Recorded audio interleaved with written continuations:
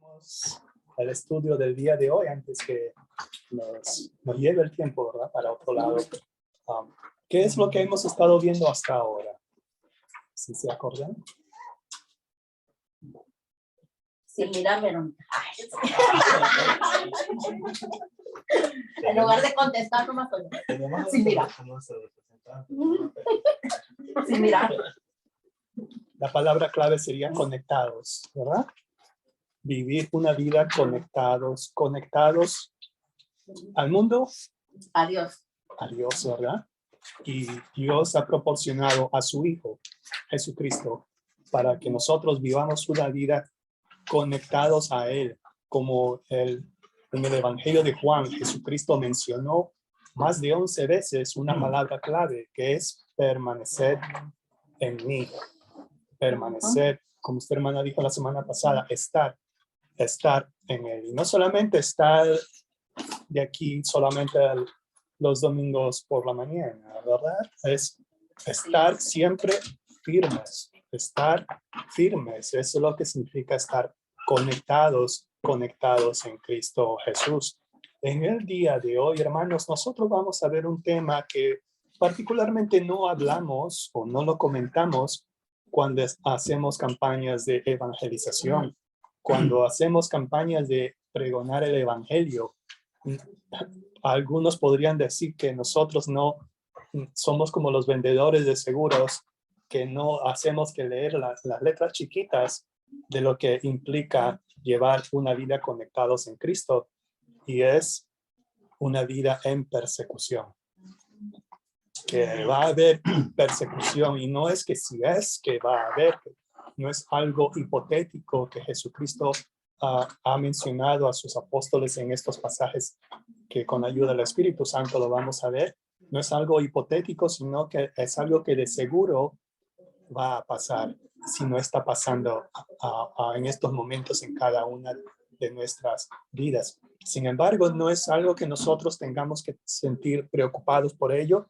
Si es que nosotros permanecemos firmes aún en medio de la persecución, al estar permaneciendo en Cristo, nosotros podemos tener y alcanzar esa victoria que tenemos en Cristo, que es el tema con que concluiremos este estudio en la siguiente sesión con la ayuda de Dios. Como le decía, hermano, nosotros quizás nos parece extraño escuchar sermones de persecución, pero es que quizás, hermanos, nosotros viviendo en un país occidental, en una cultura occidental, para esto es algo extraño, pero si nosotros tuviéramos las experiencias que viven los misioneros, que van a lugares donde hay persecución, donde hay falta de alimentos, de provisiones, donde se ve realmente la necesidad de la gente, que no solamente necesita de sustento material, comida, pero que también están hambrientos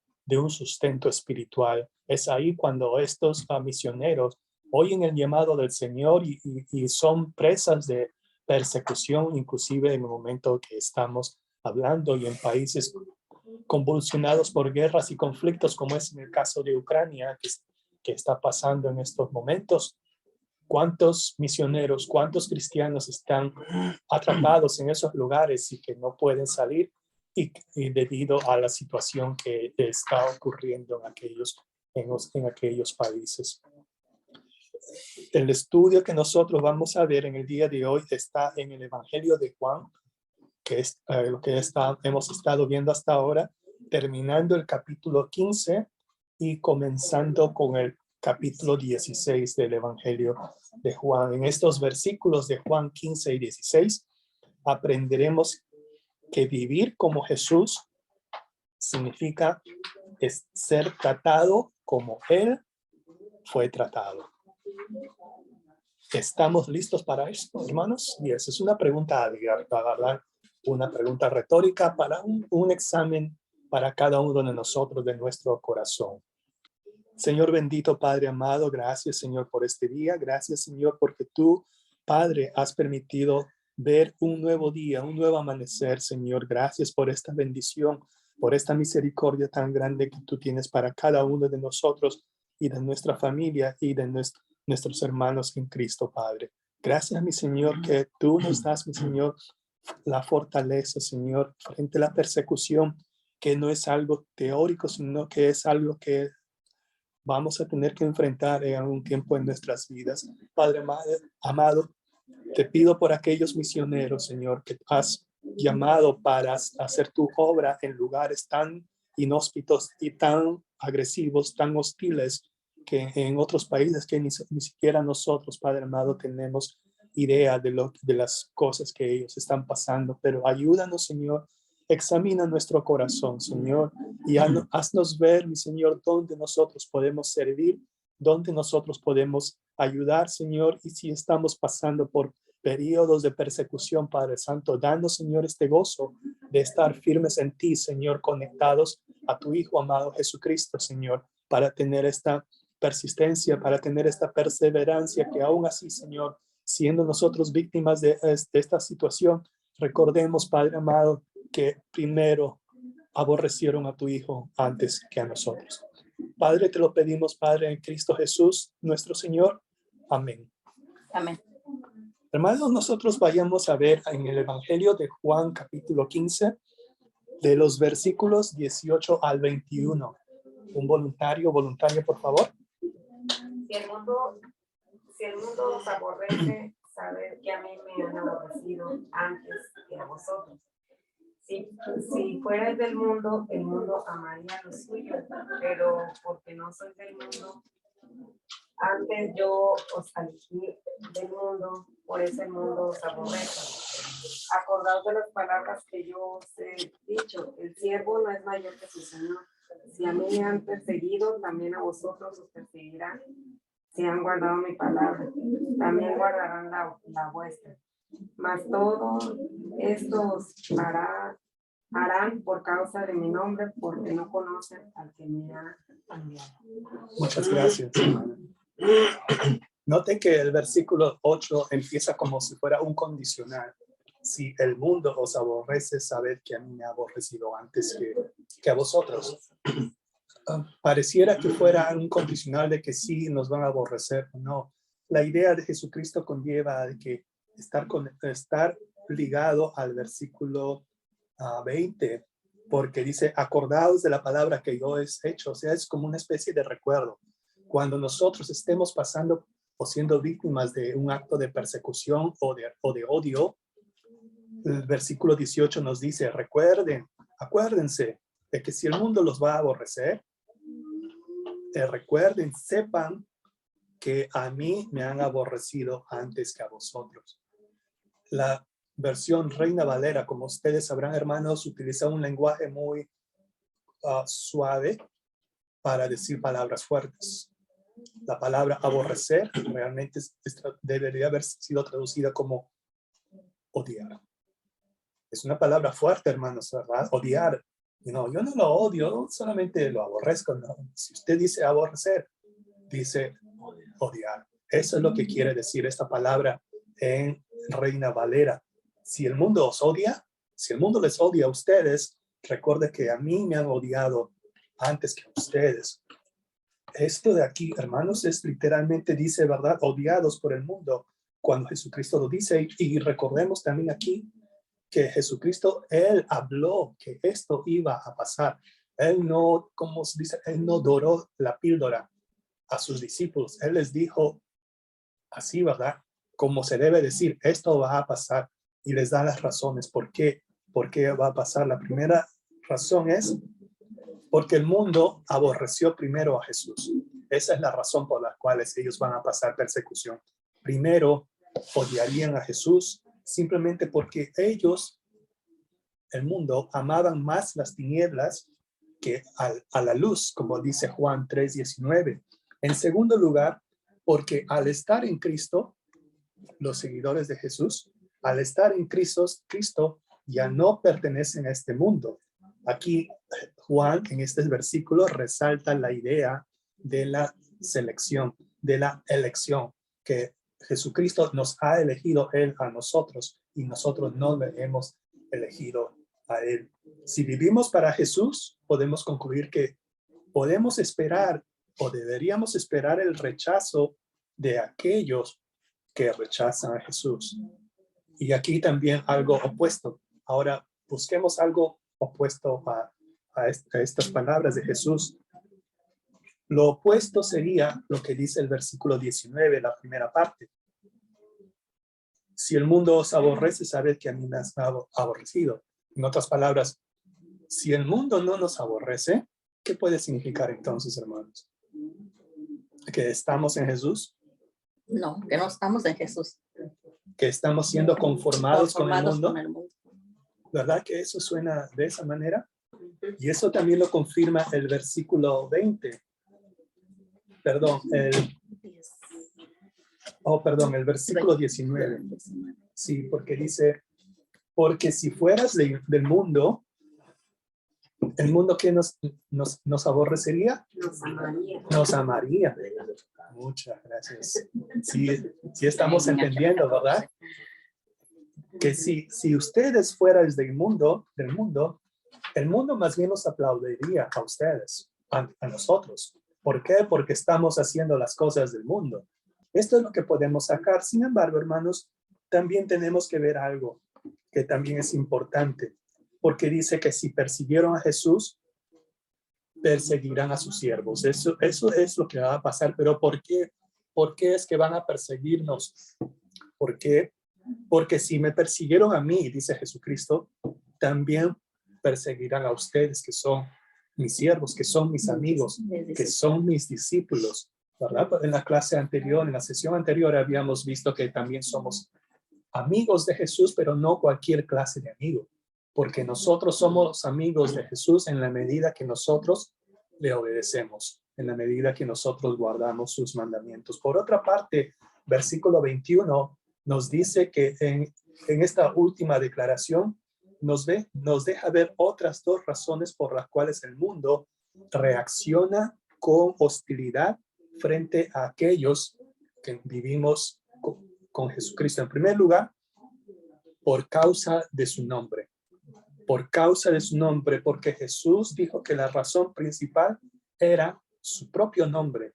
A pesar de que Jesús ya no iba a estar con ellos físicamente en esta tierra, los discípulos andarían, hablarían y sufrirían por amor a su nombre, como dice en Mateo 24:9. En segundo lugar, Jesús dijo que era porque aquellos no conocían al Padre. Aquellos no conocían al Padre. Dios se ha dado a conocer al hombre de múltiples maneras, de modo que ninguno de nosotros tenemos excusa para decir que a mí nadie me ha hablado de Dios, porque Dios se manifiesta en todo aspecto. Si usted lee Romanos 1:20, indica de que la creación misma declara la gloria de Dios, como dice también Salmos 19:1. A eso se conoce como la revelación general. Y Romanos 1:20 termina diciendo, de modo que ninguno de nosotros tenemos excusa para decir que no conocemos a Dios. Dios se ha dado a conocer a toda la humanidad. Aquellos que rechazan a Jesús no conocen a Dios, quien envió a su Hijo para redimir al mundo. Y aquí hay una pregunta, ¿verdad?, para cada uno de nosotros. Frente a toda esta situación, ¿verdad?, ahora que estamos viendo el costo que significa ser seguidor de Jesucristo, que vamos a ser víctimas de persecución, ¿qué anhelo o qué gozo o qué esperanza nosotros podemos encontrar frente a este pasaje? La pregunta específica es, ¿cómo nos animan estos versículos a seguir adelante como seguidor de Jesucristo? Pues nos anima de que uno debe de pensar que hubo un precio que pagar, porque si nosotros, como tú dijiste en las letras chiquitas, si nosotros sabemos, conocemos a un Jesús como Salvador, conocemos a un Jesús que hizo un sacrificio y que nos ofrece la vida eterna, moradas en el cielo, bodas del Cordero, pero hay que leer las letras chiquitas, hay que leer que esto tiene un precio, a veces un precio que no queremos pagar, y un precio que no sabemos si nos vaya a tocar, pero en alguna manera nos va a tocar. Quizás no como mencionaste ahorita, la gente que está sufriendo persecución actualmente, países como China, lugares en México donde hermanos que van a predicar a lugares donde no llegan vehículos, tienen que ir a pie, y llegan a un pueblo donde en ese pueblo pues, hay bebidas, hay brujería, hay santería, entonces llega un cristiano a evangelizar y pues lo más barato que le puede salir es que lo corten a machetazos. Hay una historia, ¿verdad? Una historia que podemos sacar del Nuevo Testamento, la historia de Pablo, por ejemplo, ¿verdad? Pablo, él tenía un anhelo muy grande de predicar, de evangelizar en Roma, y después de Roma irse para España. Esa era una de sus metas, ¿verdad? Quizás posiblemente su cuarto viaje misionero. Pero él quería, ¿verdad? En todo su corazón ir a Roma a predicar a la iglesia que se había establecido allí. Él quería llegar como un gran evangelista, como un Billy Graham de los tiempos del libro de los Hechos, y hacer una campaña de bautizar mucha gente y de convertir corazones para Cristo. Pero llegó a Roma completamente diferente como él había pensado, o como él quizás había rogado al Señor que lo lleve como un evangelista libre. Y el Señor le concedió esa oportunidad de ir a Roma. ¿Pero cómo? Como prisionero, encadenado, esposado. Y cualquiera podría mirar, bien, pues sí, si en estas circunstancias, ¿cómo va a cumplir la obra de Dios? ¿Cómo iría a cumplir a él el trabajo del Señor? Sin embargo, él, habiendo escrito a los de la iglesia de Tesalónica, mientras él estaba en prisión, usted lo puede leer, terminando Primera de Tesalonicenses capítulo 2 y empezando el capítulo 3. Él dice, ¿verdad?, que en Roma, sus prisiones, su dolor, su sufrimiento, lo llevaron a tener un ministerio mucho más exitoso que si hubiese llegado como un evangelista libre, como un evangelista normal. Quiere decir, pues, hermanos, que cuando lo encarcelaron, él, como todo creyente común y silvestre como usted y como yo, quizás habría pensado de esta manera, que Dios, ¿qué clase de Dios es este? Que si voy a evangelizar, que si voy a ir a un lugar remoto donde no hay la presencia del Espíritu Santo ahí, pero Dios va a estar detrás de mí. ¿Qué clase de Dios es que yo voy a cumplir su trabajo, yo voy a cumplir su obra? Pero sin embargo, llego a esta ciudad encarcelado, llego con todas estas deficiencias. ¿Cómo puedo yo hacer su trabajo si encuentro ese tipo de oposición? Aquí vemos también, hermanos, Santiago 1:1. ¿Qué nos dice el apóstol Santiago? Nos dice: Santiago, siervo de Dios y del Señor Jesucristo, él haciendo su presentación a la carta de Santiago. Dice: a las 12 tribus que se hallan dispersas por el mundo. Ha habido persecución ya, hermanos. Ha habido dispersión. La gente, los primeros cristianos vivían huyendo. Pero sin embargo, hermanos, ¿qué hubiera pasado si no hubiera habido persecución?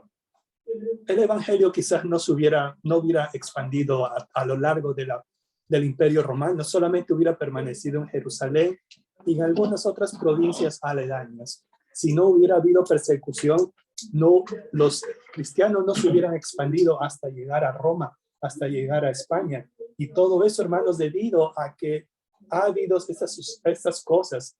Dios lo permite, pues si esa es la voluntad de Dios, lo puede permitir. Y eso es lo que nosotros podemos tener, ese gozo de que aún teniendo nosotros siendo perseguidos al punto de perder posiblemente la vida nuestra o la vida de nuestros familiares, tengamos siempre la convicción de que es el trabajo del Señor y debemos estar agradecidos por ello, hermanos. ¿Usted quisiera mencionar antes algo más, antes de pasar al siguiente punto? Sí, Roberto, ahí donde decía que Pablo, lo que podemos aprender es que que Dios nos usa en cualquier situación, nomás dejándonos usar, Dios nos va a usar en cualquier situación que podamos estar pasando. Pasemos a los siguientes versículos, hermanos. Cuando dice que el mundo también rechaza a Jesús a pesar de la verdad que Él ya nos ha revelado. Está en Juan capítulo 15 de los versículos 22 al 25. Si yo no hubiera venido ni les hubiera hablado, no tendrían pecados. Pero ahora no tienen excusa por su pecado. El que me aborrece a mí, también a mi Padre aborrece. Si yo no hubiese hecho entre ellos obras que ningún otro haya hecho, no tendrían pecado. Pero ahora han visto y han aborrecido a mí y a mi Padre. Pero esto es para que se cumpla la palabra que está escrita en su ley. Sin causa me aborrecieron. Muchas gracias, hermanos. Jesús nos muestra en estos versículos por lo menos 3 verdades en cuanto a su primera venida. En primer lugar, Jesús vino para mostrar al Padre y para declarar la voluntad del Padre. Con mayor claridad lo podemos ver en el versículo anterior, que es el versículo 21. Pero en segundo lugar, el rechazo a Jesús resultó en la condenación del hombre. Esta frase que dice, no tendrían pecado, no hace referencia al pecado original. Más bien hace al pecado del rechazo a Jesús. Ninguno de nosotros dice que tenemos excusa, incluso aquellos que no han escuchado un testimonio del Evangelio, tienen esa excusa para decir que no han escuchado de Dios, porque como habíamos mencionado, en Romanos 1:20 habla acerca de que Dios ya se ha revelado a través de la naturaleza, a través de su creación. ¿Cuáles son algunas verdades bíblicas que la gente simplemente no quiere escuchar? Hay esa pregunta, ¿verdad? Las verdades bíblicas que la gente no quiere escuchar son simplemente aquellos que van en contra de las cosas que ellos ya han dicho en su corazón, ¿verdad? En el versículo 23 que dice así, el que me aborrece a mí, también a mí me aborrece. Eso es algo como decir en lo que anteriormente él le dijo a Felipe, el que me conoce a mí, el que me ha visto a mí, dice en Juan 14:7 u 8, el que a mí me conoce, al que a mí me ha visto, también ha visto al Padre. Y en este caso sería lo opuesto, ¿verdad? Que el versículo 21 dice, el que me aborrece a mí, también a mi Padre me aborrece. Eso es una palabra fuerte, como le habíamos dicho, hermanos, ¿verdad? Esta es una de las afirmaciones del versículo 23, una de las afirmaciones más notables de la unidad del Hijo con el Padre. Aquí Jesucristo estaba estableciendo un ligamiento, una unidad entre el Padre y el Hijo. La Escritura declara que honrar al Hijo es lo mismo que honrar al Padre. Luego vemos aquí que a pesar de que Jesús estaba haciendo cumpliendo la voluntad del Padre, él fue aborrecido por ello. Y no solamente él, sino también al Padre. Jesucristo dice en este versículo, han visto y sin embargo a mi Padre, a mí y a mi Padre nos han aborrecido. A pesar de haber visto todas las señales y prodigios que Jesús hacía, y lo hacía en el nombre del Padre, porque él decía, yo vengo a hacer las obras de mi Padre, ellos no le creyeron, más bien lo rechazaron, no quisieron creer, sus corazones estaban cegados, sus corazones estaban cerrados, y no quisieron reconocer la deidad de Jesucristo y que él venía en representación del Padre a la tierra. Hay una pequeña historia acerca, esta es una fábula, ¿verdad? Habían 2 amigos que eran cazadores de patos. Fueron a cazar patos, cada uno con una escopeta, cerca de una laguna. Empezaron a cazar los patos y uno de ellos llevaba un perro un perro, como dicen perdiguero, ¿verdad? Un retriever, como le dicen, y le dice uno al otro, ¿y has visto a mi perrito? Mira, es un perrito muy genial, un perrito que hace una hazaña que tú si lo ves, te mueres, ¿verdad? No sé, a ver, te lo voy a enseñar. Y empiezan a agarrarlos, a buscar, ¿verdad? Los patos ahí, ¿verdad? En la laguna, y un disparo por aquí, otro disparo por allá, y uno de los patos cae, ¿verdad?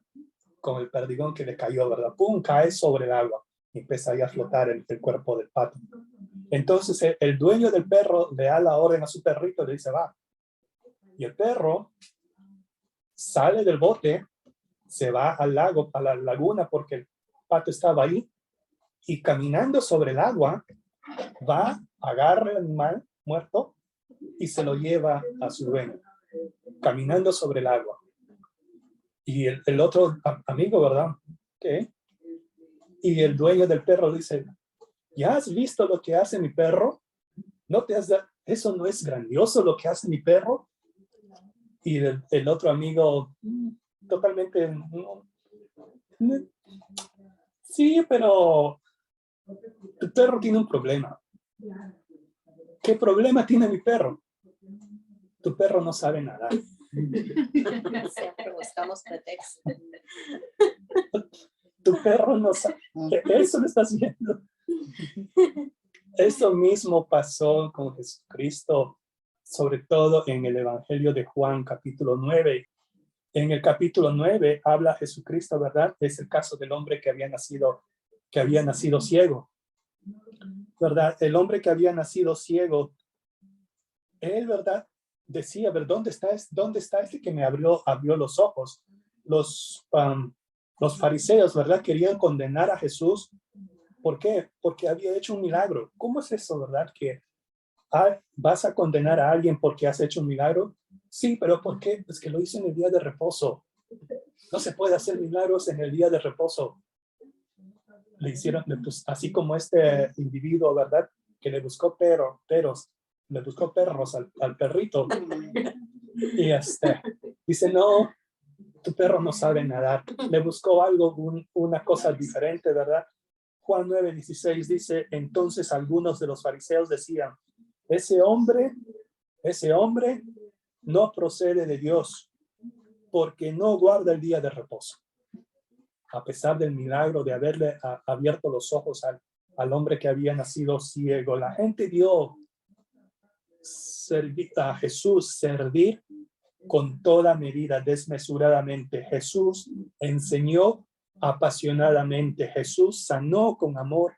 Él inauguró un nuevo reino de arrepentimiento y que conduce a la vida eterna, mostrando a las personas que Él y solamente Él era la respuesta a las necesidades más profundas de ellos. El pueblo vio todo esto y se le opuso violentamente. Para muchos, la verdad fue revelada, pero rechazada con odio. Esa es la palabra, hermanos. Fue rechazada con odio, y esto todavía está sucediendo en el mundo en el día de hoy. El mundo sigue rechazando a Jesús a pesar de la hermosa verdad que ha revelado, y sobre todo en estas palabras. Rápidamente entonces al Evangelio de Juan, capítulo 16, del versículo 1 al 4, por favor. Estas cosas os he hablado para que no tengáis tropiezo. Os expulsarán de las sinagogas, y aún viene la hora cuando cualquiera que os mate pensará que rinde servicio a Dios. Y harán esto porque no conocen al Padre ni a mí. Mas os he dicho estas cosas para que cuando llegue la hora os acordéis de lo que ya os lo había dicho. Amén. Muchas gracias, hermano. En los versículos anteriores, del versículo 26 al 27 del capítulo 15, Jesús volvió a hablar de la venida del Consolador, del Espíritu Santo, el Espíritu de verdad que testificaría de quién es Jesús, tal como lo harían sus discípulos después. En esta versión, estas cosas os he hablado para que no tengáis tropiezo. En la versión Dios habla hoy, Les digo estas cosas para que no pierdan su fe en mí. Eso es lo que han traducido. Yo les digo, Jesucristo dice, yo les digo estas cosas os he hablado, dice Reina Valera, para que no tengan tropiezo. Como dice aquí, para que no pierdan su fe en mí. La intención de Jesús es que los creyentes deberían recordar que los que había dicho Jesús cuando sufriéramos persecución. Esto es el plan de Dios. A veces, hermanos, no lo sabemos, pero ese es el plan de Dios. Pero Él también quiere que nosotros sepamos que aún así pasemos persecución, el Señor, nuestro Señor, todavía está en su trono. Él todavía está en control. Por eso que Jesús dice, ¿verdad? En el versículo 2, habla de cosas tan, podríamos decir, un poquito posiblemente fáciles de superar, como el ser que nos echarán de las sinagogas. Eso realmente es fuerte para un judío, hermanos, que te saquen de la sinagoga. Es como para decirte que te desheredan, que te sacan de la familia, de que te sacan, que ya no eres digno de decir que eres judío. A eso se refiere cuando dicen os sacarán de las sinagogas. Para nosotros que no somos judíos, quizás no represente mucho. Quizás no represente mucho que nos digan, ¿verdad? Bueno, tú ya no perteneces, ¿verdad?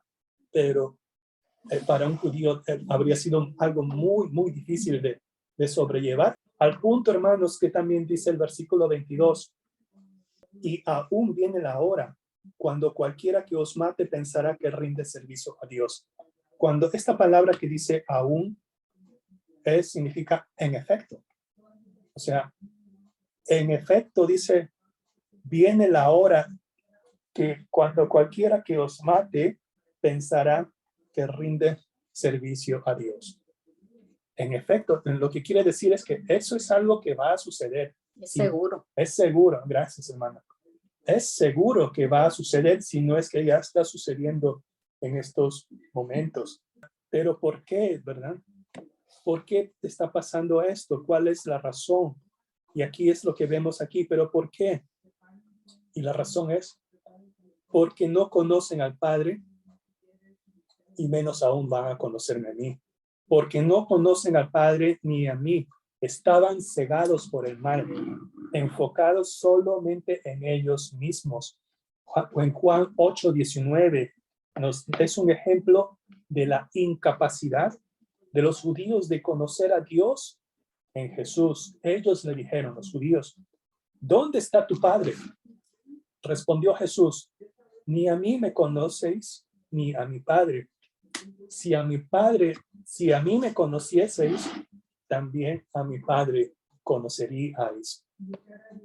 Tenía un conocimiento mental de Dios, tenía un conocimiento intelectual de Dios, pero ese conocimiento de Dios no estaba en su corazón. Sin duda, la persecución llegaría y Jesús quería preparar sus discípulos para la hora de la prueba. El propósito de Jesús, que con todo esto, era de que sus palabras estuvieran presentes en el corazón de cada uno de ellos cuando pasara todo ello. Y para terminar, hermanos, como conclusión, podríamos decir, ¿verdad?, que para la mayoría de nosotros que vivimos en un mundo occidental, en un mundo de que quizás casi todo lo tomamos por descontado, quizás esta sesión que estamos viendo sea una hipótesis de que esto nunca va a pasarnos en nuestras vidas. Hermanos, no pensemos así, hermanos.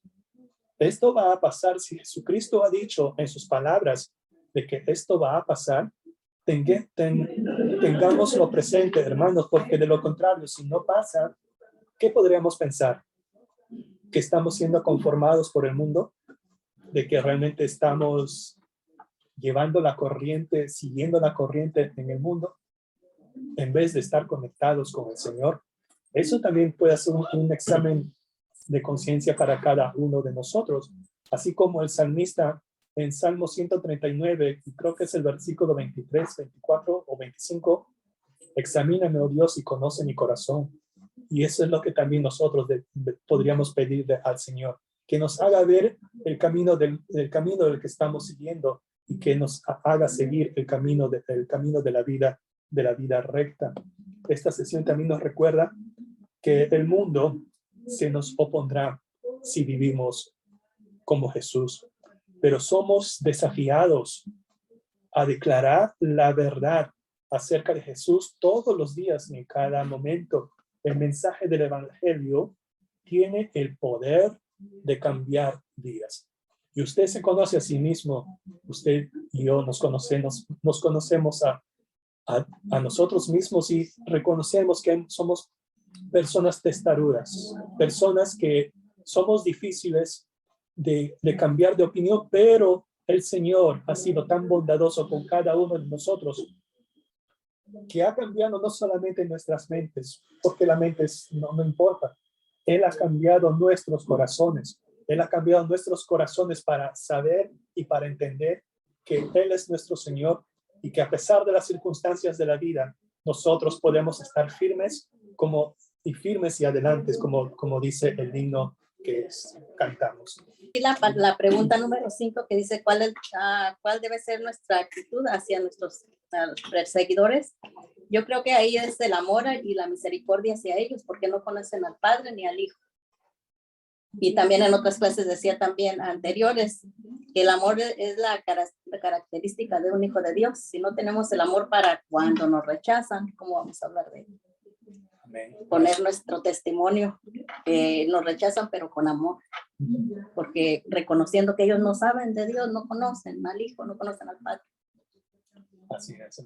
De una manera o de otra, como quiera, pienso que nosotros no nos vamos a escapar de esto. A lo mejor no tenemos esa situación de una causa de persecución porque estamos reunidos ahorita y vámonos porque viene la policía, se nos ve aquí reunidos con la Biblia.